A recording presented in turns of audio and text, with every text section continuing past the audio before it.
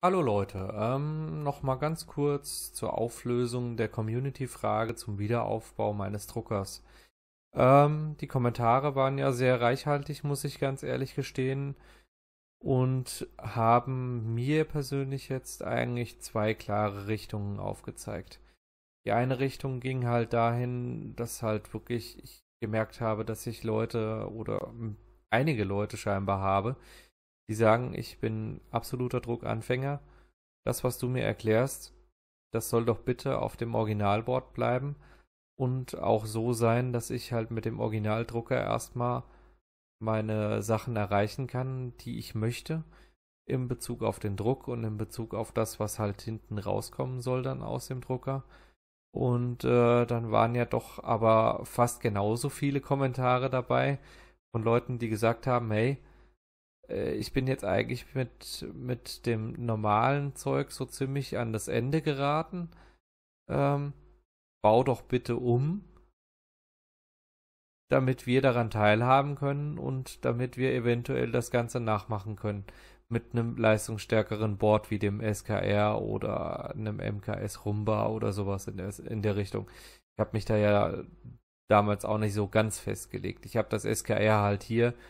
Das würde ich dann halt einbauen wollen irgendwann mal. Aber für mich sieht jetzt halt dann der Werdegang so aus. Ich lasse jetzt den Drucker erstmal so, wie er ist. Versuche euch so viel Content wie möglich dafür noch zu bieten.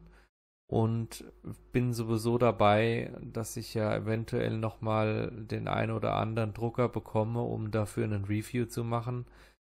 Ja, vielleicht ist auch die ein oder andere Firma gewillt, dann mir einen Drucker dort zu lassen für einen Preis X, der vielleicht nicht ganz Listenpreis ist oder so.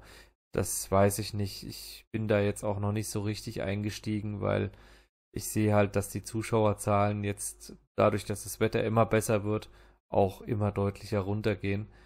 Und daher hatte ich auch schon vor ein paar Videos erwähnt, dass ich halt auch mich im Sommer dann, sag ich jetzt mal, verstärkt eher dann um Garten und so weiter und so fort kümmern werde, was halt hier zu Hause noch zu machen ist, weil wenn dann in der Woche da 30 Mann zugucken, dafür lohnt sich das halt nicht, dann sich jetzt 7, 8 Stunden hinzusetzen, Video aufnehmen, Video schneiden und so weiter und so fort.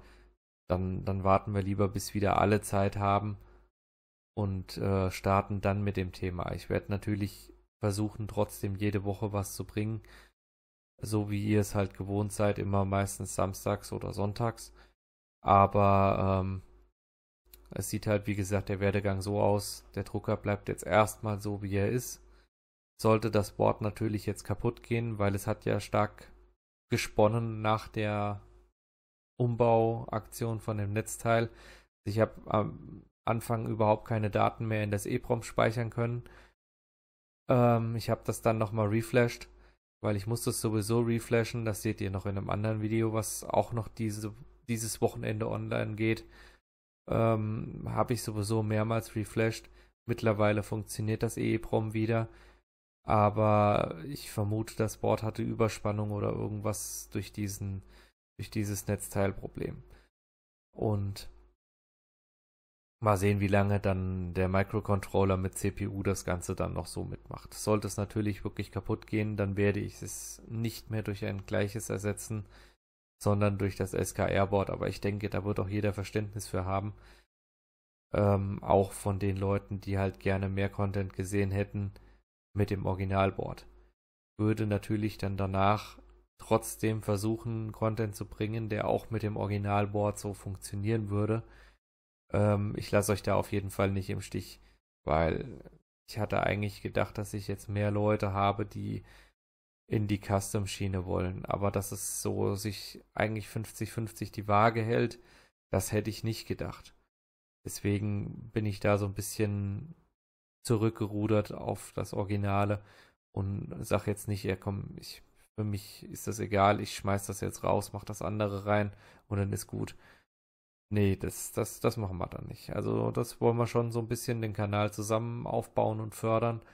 Und bin auch froh über jedes positive Feedback in der Richtung. Also das muss ich ganz ehrlich sagen. Ich freue mich jedes Mal, wenn ich lese, dass irgendjemand irgendetwas damit selber erreichen konnte, was ich halt gemacht habe. Das unterstützt mich ganz, ganz stark. Dafür möchte ich mich auch nochmal bei allen Zuschauern bedanken und würde dann aber das Video an dieser Stelle beenden, weil ja, ansonsten würde sich jetzt auch nichts Neues mehr ergeben. Mir fällt auch nichts ein, was ich jetzt dazu noch sagen soll. Also es wird für beides auf jeden Fall was kommen.